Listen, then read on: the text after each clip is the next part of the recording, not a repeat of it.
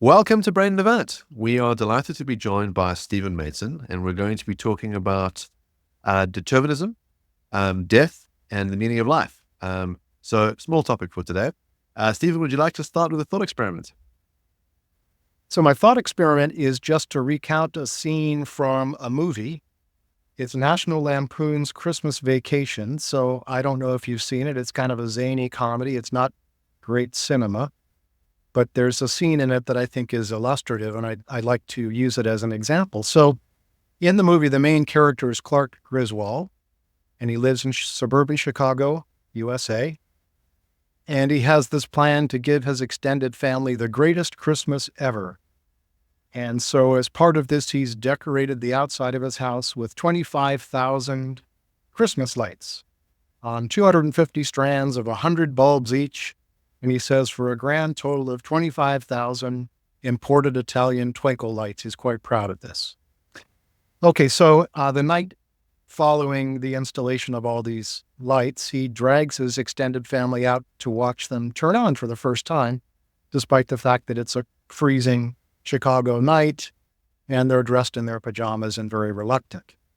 So he drags them all out there, and with great fanfare and drum rolls and whatnot, he connects the electrical supply from the house to the lights, expecting this grand illumination, and nothing happens. It's a huge anticlimax. He's flummoxed. He's embarrassed. The in-laws make fun of him. Anyway, so the next thing he does is take hours or days to check every single light switch and extension cord and connection and thousands of the bulbs, if not all 25,000. Goes through this obsessive routine to find out what went wrong. Now, the question one has to ask is, why go to that trouble? Why go to all that trouble just because the lights didn't work? And the answer is obvious, because something must have gone wrong, or else they would have worked. So he's entirely rational, if he's concerned to make those lights work, entirely rational to check to see what went wrong, because commonsensically we think something absolutely must have gone wrong beforehand, or the lights would have worked. So there's a sort of a general principle that he's relying on, and that is, if everything is in place that needs to be in place for the lights to work and nothing is preventing them from working, they must work. So when they don't work, you investigate to find out what went wrong, because something absolutely must have gone wrong beforehand. And in the movie, what did go wrong is a source of some humor. So the general principle that he relies on, I think, is extremely commonsensical and intuitive, and we all rely on it all the time. But what I think is interesting about the principle is that it implies determinism. If you accept that principle, and you ought to, then you're a determinist whether you recognize it or not. So imagine telling Clark Griswold that, look, the lights didn't work, but for no reason at all. Not just a reason we can't discover. There was absolutely no reason the lights didn't work. Everything that needed to go right beforehand did go right. Nothing prevented them from working. They just didn't work. He'd think you'd, taken leave of your senses. So I think that principle is very deep-seated in our thinking. I think it's entirely rational and reasonable and defensible and inescapable. And so that is one starting point that I use to try to show that determinism is true, because if you do accept that principle, you are a determinist. Isn't there a different explanation for what could be happening in this case? So yes, there is an explanation, there's a reason for why the lights didn't work, but that reason doesn't have to be deterministic. It could have been, for example, probabilistic. Maybe there was a uranium atom that had a probability of deteriorating to a certain point somewhere in one of the cables, and once that uranium atom deteriorated to a certain point, then the cable stopped functioning and his lights didn't work. I'm not saying that that Clark had uranium in his lines, but he might have, and let's just say he did. Wouldn't that be a probabilistic explanation rather than a deterministic explanation? But it's still an explanation. It's probabilistic, but it's still an explanation. There's a reason why the lights didn't work. It's got to do with the uranium deterioration, but there was only a probability that it would have happened, not a necessity. Interesting idea, probabilistic explanation. I think the problem, though, is that if you push that line far enough, it becomes dissatisfying, right? So we start by demanding an explanation. There absolutely must be a reason why these lights didn't work. That seems to be the motivation, and that's an utterly reasonable attitude to take. But a probabilistic explanation eventually says something happens for literally no reason at all. Take the uranium atom decay. So by referring to uranium, I take it you're suggesting that this was a genuinely, fundamentally random event. The uranium atom, say it decayed and caused whatever it was in the electrical system that prevented the lights from working. But under exactly the same conditions, that very same uranium atom may not have decayed. That's what the probabilistic explanation comes to. So the question then arises, well, it decayed rather than not decaying. Why? What explains that event? And if it's a genuinely, irreducibly probabilistic event, the answer is nothing explains it. There is no contrastive explanation for why this uranium atom decayed rather than not, because given exactly those conditions, it might not have decayed instead, without again there being anything different beforehand. So the motivation that launches us on this project of explanation in the first place is a perfectly reasonable one, and suddenly we are told to abandon that motivation, let it give out, because we now face a question that has no answer, which is, why did that uranium atom decay? So I think it's sort of, how to put it, special pleading maybe, or not fair play. Indulging the intuition up to a point, and then utterly abandoning it when we reach the level of uranium atoms. What about saying that there is an explanation there for why the uranium atom deteriorated, or rather decayed or didn't decay? And that explanation is a probabilistic law. So we know that if you were to reset the universe 1 million times, and let's say the half-life of uranium is such that it's exactly the point of time at which he flicked the switch, we know that half the time the wire will work and half the time it won't. And we know, according to the uranium probability chart, that if he'd flicked the switch 10 minutes earlier, let's say 40% of the time it would have decayed. Then isn't it the case that we have an explanation for why the uranium atom has decayed or not decayed? It's the probabilistic law that governs the half-life of uranium atoms. So it's not that it's not entirely random in the sense that we have no explanation. We do have an explanation. It's just that explanation cites a law of nature. It's the probabilistic nature of the decay of uranium atoms. So let me make sure I have the explanation right. So at the time he flipped the switch, the odds were 50-50 that the atom would decay and interrupt the flow of electrons or whatever. However, had he flipped it at some earlier time, the odds would have been only 2 and 5, 40%. So it was more likely to decay when he flipped it than it was 10 minutes earlier. Okay. Now, does that explain why it decayed, given that it was just as likely at that time not to decay? It's more likely than it would have been at some other time, let's suppose. But even at the time he flipped the switch, it had a 50-50 chance. Why did it cut one way rather than the other? And there, the probabilistic explanation must go silent. There is no reason. Even if it's a 90 to 10% chance, there's still a 10% chance that the atom doesn't decay. So when it does, rather than not, it won't do to say, well, because that was more likely. The very question is, why did the more likely thing happen, given that the less likely thing could have happened instead? And it's even more pronounced in the case in which it's 50-50. Right. So I think you do your case a favor if you say, let it be 90% likely that uranium will decay at that time. Even so, there's a contrastive explanation that cannot be given, which is, why did the 90% likely thing happen and not the 10% likely thing, given that the 10% likely thing could have happened instead. And there again, a probabilistic explanation leaves us unsatisfied. So I wonder if it might just be asking one question too many to say, why did the heads come up on the coin instead of the tails? We know that there were two options, that there's a 50-50 probability. To say why did the one not the other, ask one question too many. In a similar way that you might think that if we're trying to have a series of causes which have no probability, they will go that way. There's a causal chain, that to ask, well, was there a first cause? What caused the first cause is asking one question too many. And so I wonder if you think that those are fair ways of looking at it, that there might be some point where we just can't probe the depths anymore. We can't get to some sort of base answer, some initial cause.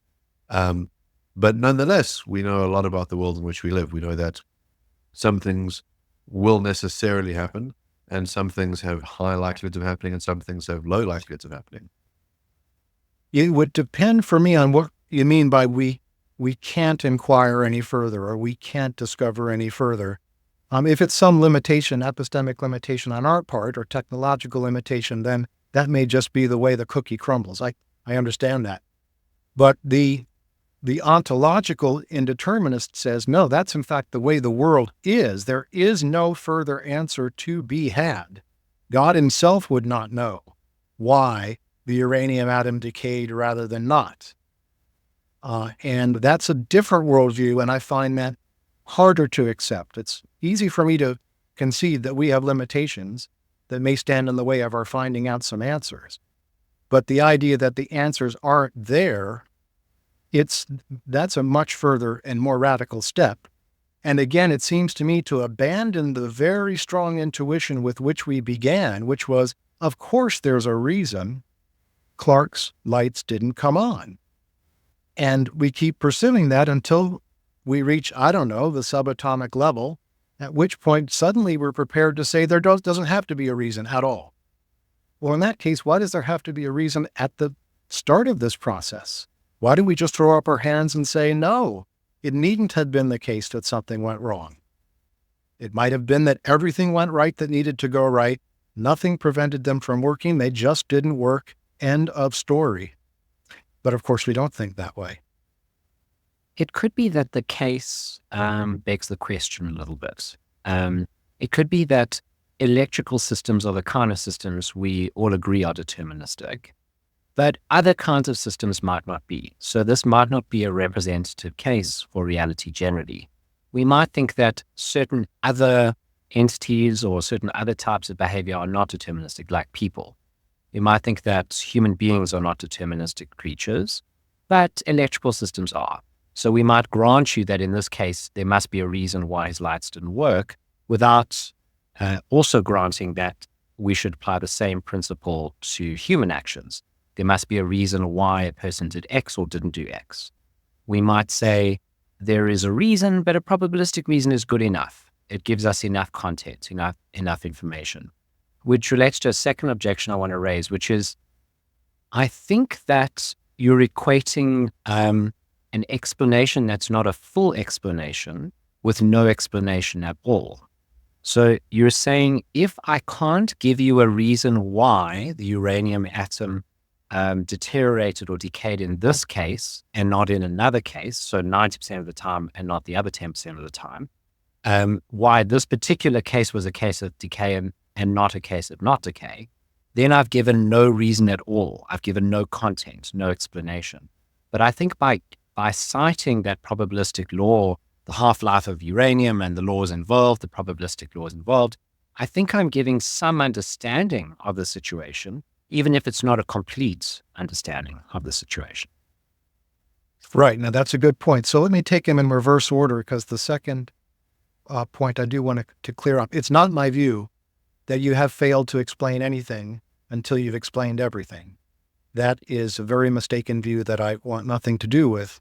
My point is that the motivation that gets one seeking explanations, an entirely rational explanation, attitude to have, there must be some reason. Not, maybe there is, maybe there isn't. We start off with, there's got to be some reason. And I think that attitude's perfectly sensible. And I think that there's no reason to abandon it at any stage of the inquiry unless we're given really good reasons to think we have to. And in the book, I explore a bunch of different reasons and argue that none of them are reasons to abandon this initial attitude. So I do concede that you've explained something, but there will be a contrasted explanation that your line of your approach will be unable to give. There'll be a why question that it will be unable to answer. And I see no sort of non-arbitrary way of saying this is where we should be content with that result, even though we wouldn't dream of being content with that at the beginning of the inquiry. So, the idea would be, why stop pressing for answers? And people do give us some answers to that question. Maybe human beings have to be indeterministic in order to act freely, or maybe quantum phenomena have to be indeterministic. I think, in fact, both of those are not good reasons that I take up in the book. But I would insist that some reason be given to me for insisting that I can't go further with my question and insist upon an answer to my contrasted why question. That was the first bit. So the onus is on someone who wants to say, that question is no longer legitimate all of a sudden.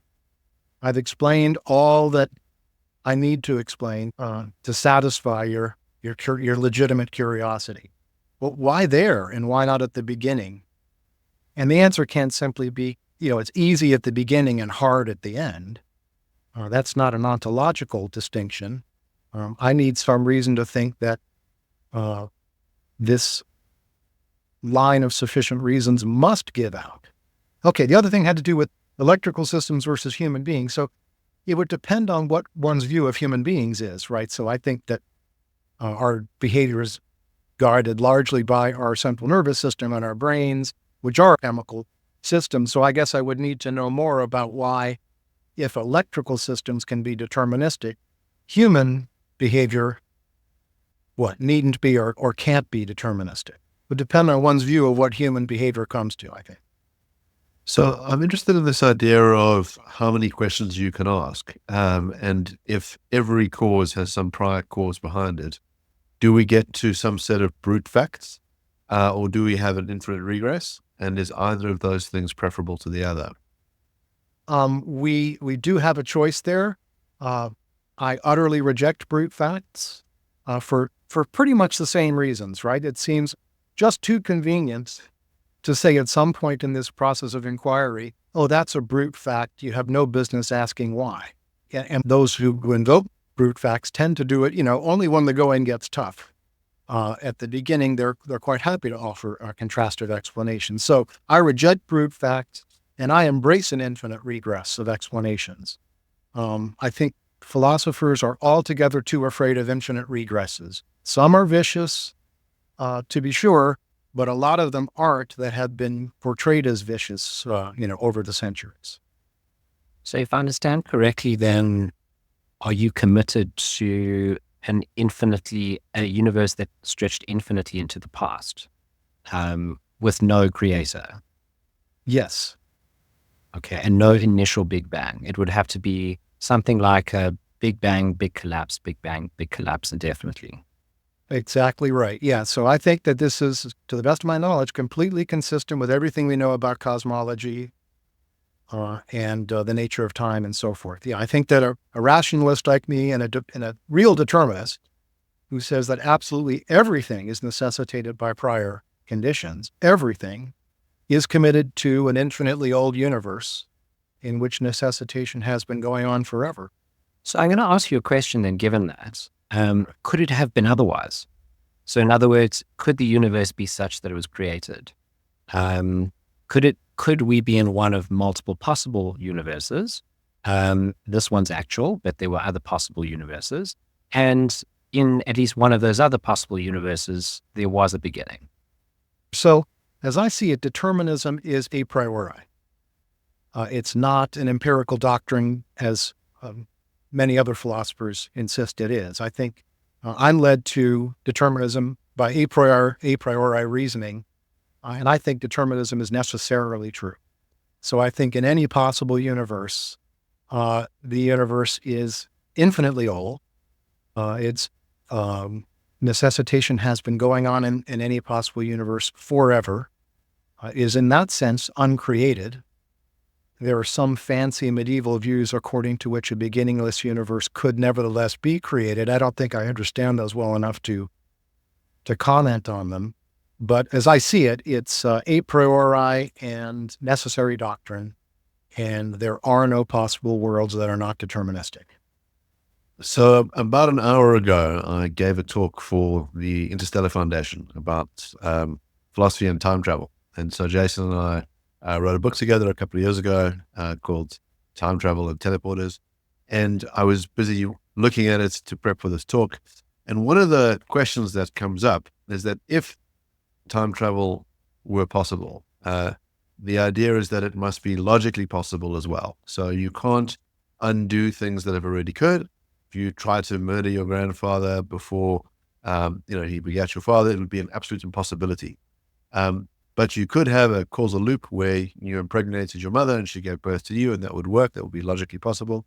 But one of the cases that comes up is that while attempting to kill my grandfather, I step in some wet cement in 1935. And that footprint remains in, 2020. Now, do I have a choice, knowing about the footprint in 2020, that when I'm in 1935, is it possible for me to do otherwise? I haven't yet stepped in the cement. The footprint hasn't been made. I know that it will be made. And so if we thought that there was some possibility for free will, let's say accepting determinism and maybe having a compatibilist account of what it means to be free, when does the freedom enter? Could it ever enter? In other words, if it's possible to influence the past but not change it by having an agent from the present go back in time, when are they able to exercise compatibilist freedom? And if we think about this, in other words, I'm imagining that there is only really one set of time. There's no parallel universes. There's this one book of history that's written that cannot have contradictions in it. Are the agents who are able to move back and forward in time free, and do they lose freedom at certain points? So there's a film, Tenet, where the characters kind of influence time through their travels. They can never undo anything. It is as is written. But they say, I now have to go back and perform the action, that occurred in the past in order to ensure that this following thing happens, right? So they feel compelled by what they know about time to act in a certain manner. Is there a freedom? Is there a possibility for freedom? Okay, that's a really interesting scenario. And I would say there's a possibility for it, but you mentioned compulsion, and that's important because I do think, even as a compatibilist, compulsion is a threat to freedom.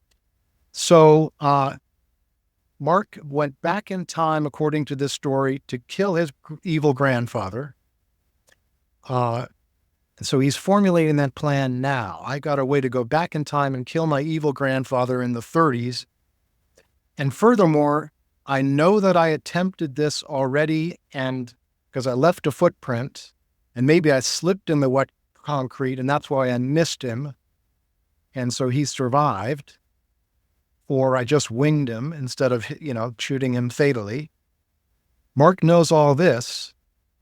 So we have to get into sort of, is Mark's plan rational anymore, right? So he knows it will fail because it did fail. He knows why it failed. He slipped in wet concrete. In case he might have forgotten that he slipped in wet concrete, there's physical evidence that he did. And yet he's going to attempt this project that he knows is doomed to failure in a particular way. I suppose there's a kind of freedom to attempt something that one ought to recognize as irrational and ill-fated or fated to fail, destined to fail, determined to fail. But I guess I don't see any special threat there to freedom that would come from determinism. Now, if there's compulsion going on, or if the plan is so irrational that it really can't be made any sense of, that's a different story. But I think at least there's the possibility for freedom to enter into this, or at any rate, there's no threat to it from determinism that I can see. So here's the problem isn't this a good analogy on your worldview for all cases of free will?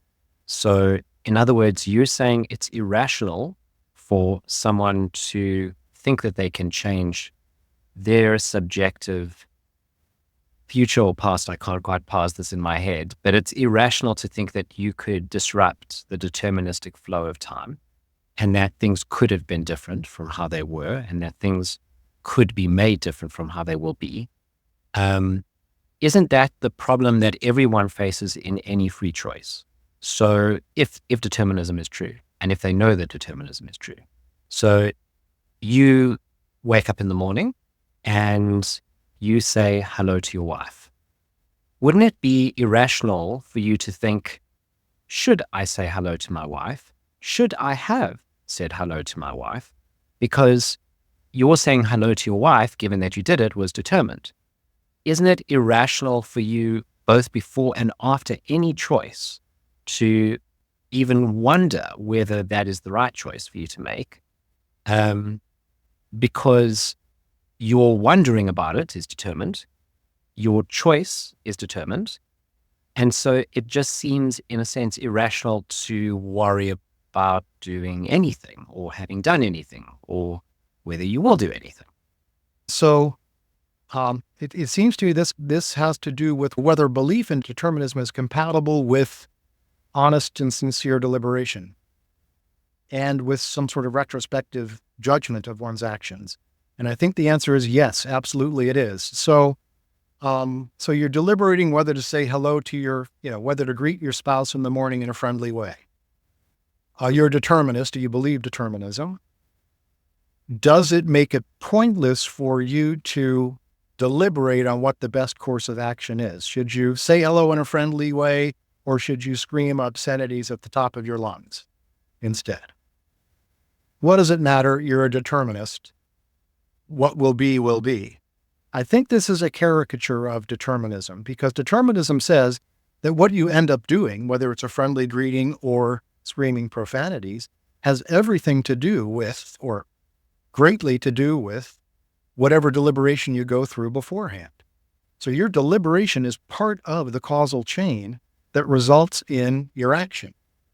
So it's a little bit like, and this is a different example, John Searle repeats the sort of, or gives a different caricature of determinism when he says, suppose you're a determinist ordering a meal at a restaurant, and the waiter asks you, do you want the spaghetti or the veal? And you say, I'm a determinist.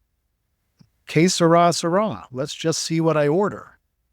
That's a terrible line to attribute to a determinist. A determinist recognizes that you need to decide on a menu item, and if you just sit there staring blankly into space or thinking about something altogether different, you're not going to decide on the menu item, and you'll be asked to leave the restaurant eventually.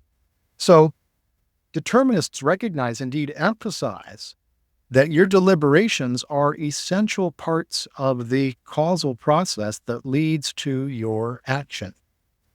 So it would be a mistake, according to determinism, to say, well, look, I greeted my wife in a friendly way, and so I would have done so regardless of my deliberations beforehand. If I had decided to scream obscenities instead, I still would have greeted her in a friendly way. I mean, no determinist thinks that's right. So determinism does not make deliberation pointless, quite the reverse. It makes deliberation essential. There's no play in the joints. Everything that comes before is part of this essential process and should not be devalued, is my point. But not backwards looking, right? So forwards looking, it makes the deliberation rational. It makes it part of the causal process that ultimately results in the action, saying hello to your wife in a friendly way. But from a backward-looking perspective, you must be committed to the view that it's irrational to worry about that, whether you did the right thing or not. Yeah, in a certain way it is. I think that retrospective second-guessing or retrospective regret is not rational according to a deterministic outlook. but it can be turned to rational ends, right? You can use it prospectively. You can say, look, a friendly greeting, I discovered, inductively, a friendly greeting is the way to go, or refraining from screaming obscenities, or, driving carefully rather than carelessly, is a good general inductive practice for safety or success.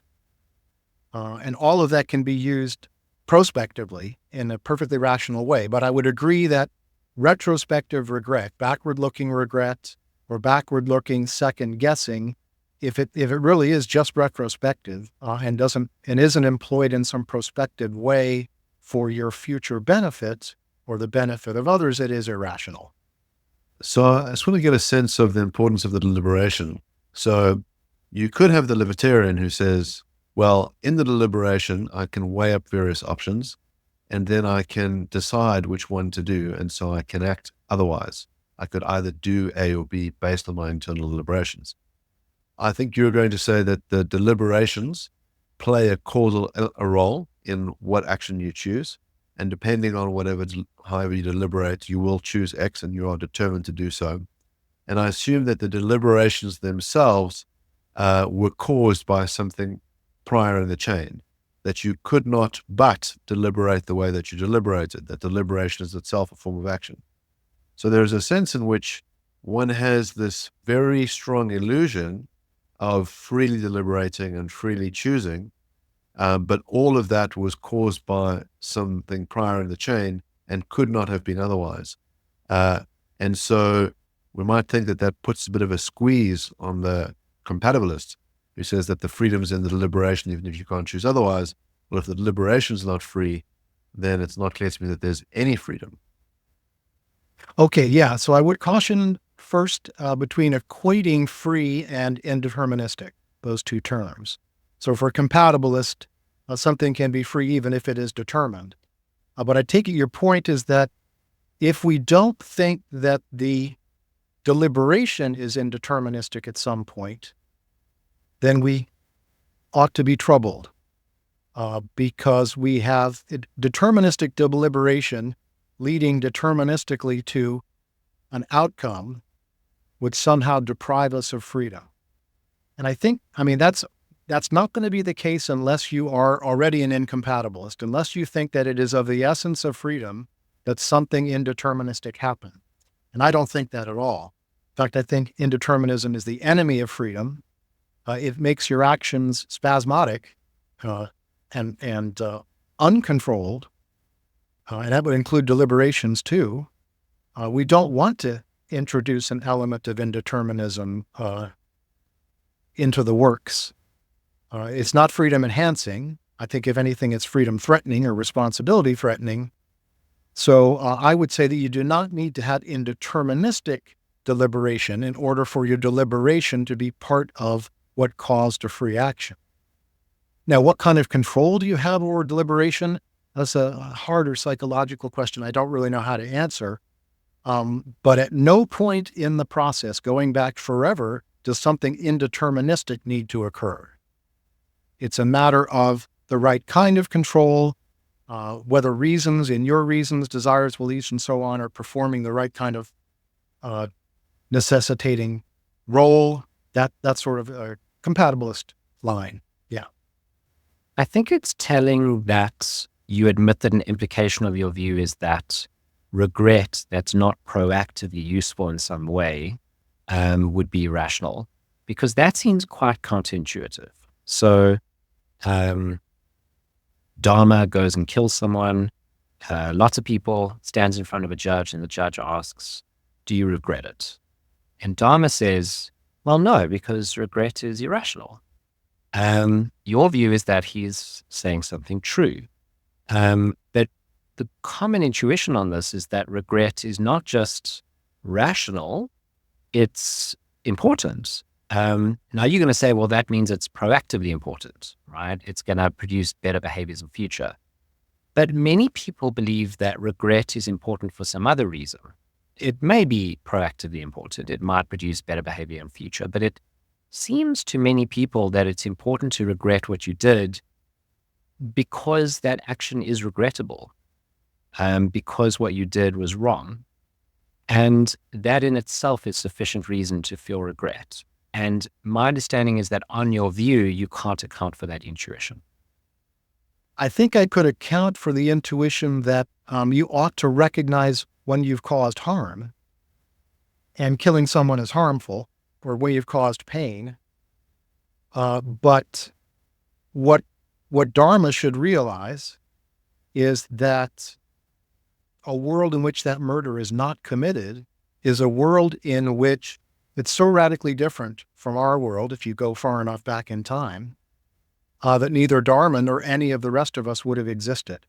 So you have to ask yourself, all things considered, although this was harmful and painful for the victim and the victim's family and loved ones, looking back, I now recognize that the factors that determined, that necessitated that murder, including Dharma's deliberations, characters, viciousness, whatever, the factors that necessitated that murder are the same factors that were almost certainly essential to the existence of humanity in the first place. So I think we operate under a very different assumption, I recognize. That's very counterintuitive, that had the murder not occurred, humanity wouldn't have existed.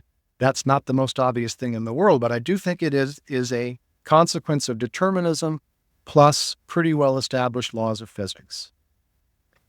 So yeah, what Dharma says in court, I think, is the correct thing, and could be clarified by saying, look, according to determinism and our best established physics, had that event not occurred, Your Honor, you wouldn't exist, none of us would exist, all of humanity would almost certainly not exist. So in that sense, I think it's better that the murder have occurred than not. That's not the easiest thing to accept, but I do think it is a consequence of determinism. I mean, determinism right off the bat will tell you that if anything is different about the present, then the entire past going back forever must be different to some degree. And when you look into how different it needs to be, you consult the laws of physics at that point, and you discover, I think, that it needs to be radically different. So different that it's exceedingly unlikely that humanity would have existed at all. So I wonder if you're thinking about going back in time and saying, well, I wish I hadn't done that, and I wonder what the world would look like if X hadn't occurred. Is it possible to think about, there's a sense in which that is a true impossibility because the past is the past and it is written and fixed. But we could imagine a close possible world where the murder doesn't occur, but everything else does. And on that basis, it's regrettable that we don't live in the close possible world, the one that doesn't lead to the extinguishment of everything. And so because of that relationship, we could then express regret. Yeah, I would say that the possible world that you described is not close. In the sense that it is exceedingly unlikely. So I would say it is as unlikely as a world in which ice cubes that are left out at room temperature indefinitely don't melt. So that's a thermodynamic situation where the laws of thermodynamics allow the possibility that the ice cubes won't melt, that they will continue to give off enough heat to the atmosphere to stay solid and congealed indefinitely. That's possible according to the laws of thermodynamics, but exceedingly unlikely, right? And not to be expected in, eons and eons of time. So if we judge sort of proximity of possible worlds in that way, how likely would it be that this world would exist in which things are pretty much the same except for the murder, rather than the actual world? I say it's so unlikely as to be negligible. So in that sense, I don't think it's a near world. I think it's a remote one. But now what's happening is Mark and I are teasing out situations where determinism has some uncomfortable implications, right? It seems counterintuitive in various ways. But your whole argument started from an intuition, which is that, Clark must be right in saying that there was some explanation for why the lights didn't work. the problem when you argue from an intuitive premise to a conclusion which has all sorts of counterintuitive implications is that we start to doubt the original intuition. So we say, okay, yeah, you've argued correctly that if we accept this, then this happens, then this happens, then this happens, then we've got this whole setup, this whole philosophical setup about the world. But we don't like that setup. It doesn't match many of our other intuitions, and so we should reject the initial premise. Right. And it's a perfectly good philosophical methodology, right? And if it gets you this far, maybe the starting point, as compelling as it seemed, was the wrong starting point. But what I think all of these objections are coming down to, as far as I can tell, is a reliance on our intuitions about counterfactual conditionals, our everyday intuitions about them. That if the murder hadn't occurred, then things would be roughly as they now are, only better, with one nice person still in the world and one person not, languishing in jail. And otherwise things would be just as they were. That is a common intuition. I think it's fairly deeply held by a lot of people, and it comes naturally to us when we entertain counterfactuals. It does not, I think, stand up to scrutiny. Well, first of all, if you think that determinism is true and you accept what the laws of thermodynamics have to say about changing things in deterministic systems and what happens in the future, what happens if you retrodict those changes to the past. But your question had to do with maybe we should abandon the rationalistic starting point if it threatens our counterfactual intuitions. And there, I think, we can decide, and we should decide in favor of the rationalistic starting point, because our counterfactual intuitions, when we think about them, are less robust than we might at first suppose, because we're actually talking about event tokens that will never happen. Right? Had this thing that did happen not happened, or had this event that didn't happen happened instead. So these are purely fictional event tokens. And then we're saying, almost by stipulation, here's how the rest of the world would have been.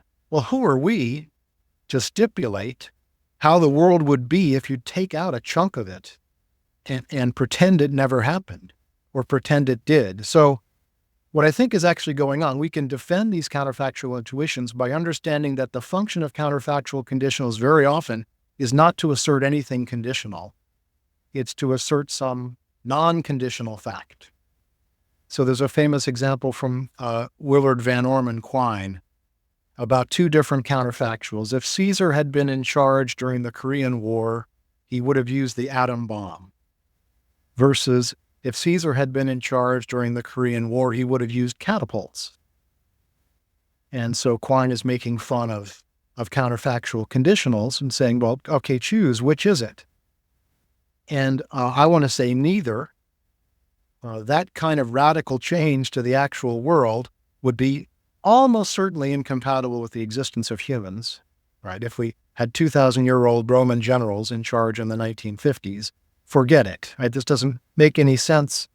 So I would say neither, but what those counterfactual conditionals do is they assert the following truths.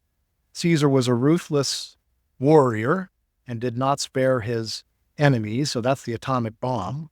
But also he was, pre-modern in terms of his grasp of armaments. He would use a catapult. That was familiar to him. So he had a pre-modern grasp of armaments, but he was a ruthless warrior. Both of those are true, and we can use these picturesque counterfactuals to get those truths across, but we don't have to commit ourselves to their literal truths by supposing that there's a world anywhere nearby in which Caesar is in charge in Korea, and then everything else is more or less as it was. So, that's as a mouthful, but I think we can make sense of the counterfactual intuitions and preserve them if we recognize that often, if not always, they're being used to state things that don't have to be expressed in conditional form. So there might be a view that determinism undermines our capacity to have meaningful lives. That if the world is set in motion in a very particular way, that would necessarily make it meaningless. And I wonder if you think that's the case, or if you think that determinism could play some role in supporting a meaningful life. Yeah, so I would resist the notion that the world was set in motion for a couple reasons. One, I don't think the universe can have a beginning, so there's no setting it in motion, and I don't want to attribute agency to some agent setting anything in motion. So I would say a deterministic universe has got to be infinitely old. It doesn't start at any point. It doesn't end at any point. Is that compatible with a meaningful life? There is a sense in which I think it gets us as much meaning as it makes sense to desire. So against David Benatar, among others, I think that the quest for cosmic meaning is irrational and misguided. Benatar thinks it is not irrational, but it's doomed to disappointment, that we cannot have cosmic meaning, though it is something that we could wish we had. I think it's like seeking the largest integer. It is a pointless, logically pointless, and obviously pointless pursuit. So I don't think cosmic meaning is possible. There, Benatar and I agree, but I don't think it makes any sense to seek it in the first place. So it's like realizing that there's no largest prime number or no largest integer. Once you see that you were seeking something incoherent, the sting of failure is much reduced. So that's my attitude toward cosmic meaning. But determinism can give us a kind of meaning that is the best substitute for that, because determinism guarantees that our every action has influence endlessly into the future. So if you want to have an influence on the future forever, then determinism is the view for you. It guarantees that whatever actions you take have knock-on effects, almost all of them impossible to foresee. Huge effects in the sense that any change to a deterministic system makes gigantic differences eventually later on. That's sensitive dependence on initial conditions. So you can rest assured that your every action will have major impacts on extremely large volumes of the universe going endlessly into the future. And I think that may be as much as one could ask in the way of meaning that is non-arbitrary and coherent. There's another account of meaning that would be consistent with indeterminism that might be superior. So the account would go something like this. There's a deterministic chain that happens, all things being equal in the world, but you as a human being once in a while have the opportunity, given some unusual circumstances, which, for example, Robert Kane discusses. So he says that there's certain situations which produce sufficient indeterminism in the brain. It's not very often, but it happens every so often in your life, maybe a handful of times, where you can make a choice that will cut across this deterministic chain of events, that will allow you to alter the future. It seems that what you've done is momentous. You've disrupted the deterministic chain of the universe, and you've created a new world that wouldn't have been the case if you hadn't done so. That seems very important and very significant. And what Robert Kane also says is that these moments happen specifically in cases that will alter your life if you do choose one of these options. So it's personally significant, but it's also, it seems, ontologically or metaphysically significant, because you've literally generated a new course of events going forward. I agree that once you or someone else disrupts the deterministic chain again, your action no longer stretches into the future to the same degree that it would have if it was just part of a deterministic chain. But it does seem like the disruption of the chain itself is a very significant and meaningful task. Well put. Let me respond first by saying that determinism also says that such and such wouldn't occur in the future except for your action now. And in fact, determinism has more right to say that than indeterminism does, because indeterminism allows that the necessitation between your action and future events could be broken at some point by some indeterministic event. And so it would screen off what you did from the distant future. Determinism says there is no screening off. So absolutely everything in your future light cone, which is gigantic, it's not the whole universe, but it is increasingly unfathomably big. Everything depends on what you do right now. And it would not be the way it's going to be if you did anything different right now. So it really does preserve your significant impact on the future, at least as well as agent causation or libertarian event causation would. But I want to ask about the disruption. It might seem empowering or freedom enhancing to be able to disrupt the causal chain and introduce something indeterministic. But I think if we drill far enough down, we encounter this problem that what's going on is something spasmodic or unintelligible. You might say, look, I had my reasons for doing this, for bringing about this indeterministic event. But ultimately, and this is sometimes called the luck objection to libertarianism, sooner or later, the explanation for why the event actually happened in light of your reasons is going to be, it just did. You had your reasons, the event occurred, but because it was indeterministic, somewhere in between, a gap must occur during which necessitation no longer applies, and you're just lucky if things turn out as you intended them to turn out. That's kind of luck is not freedom enhancing, I think. It's not control enhancing. It doesn't add to one's responsibility. If anything, it diminishes it.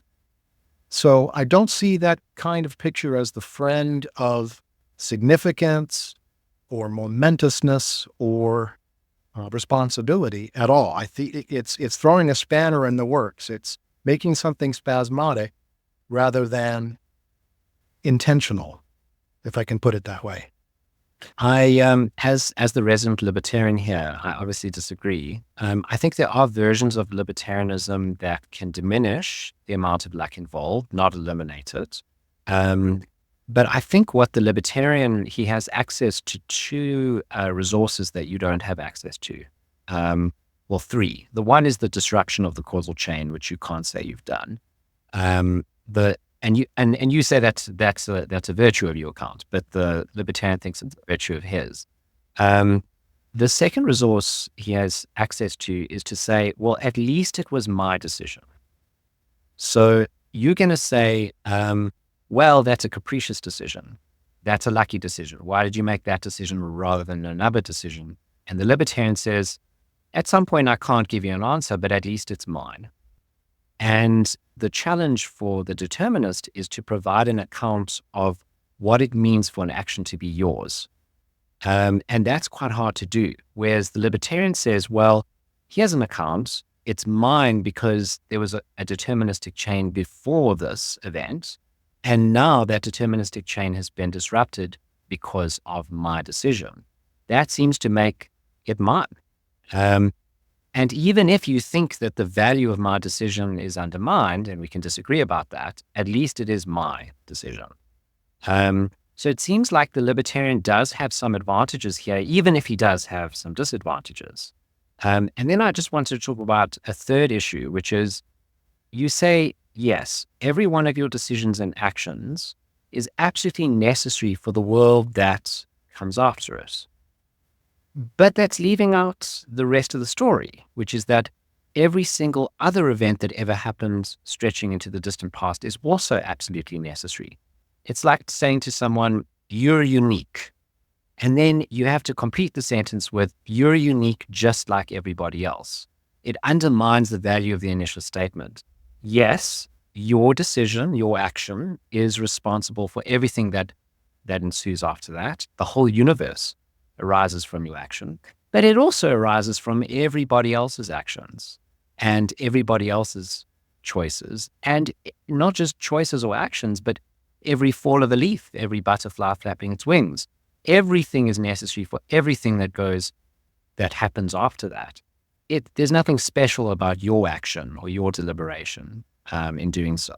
So I think once you provide a bigger picture and complete the theoretical framework and complete its implications, I don't think people would feel, okay, my action is deeply meaningful, just like every single other event that has ever happened.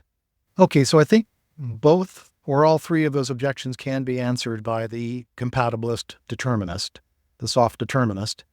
As to whether it's your decision, of course, a compatibilist is free to say, yes, indeed, it's your decision. Now, exactly how that works, but it springs from your deliberations, your beliefs and desires, rather than mine.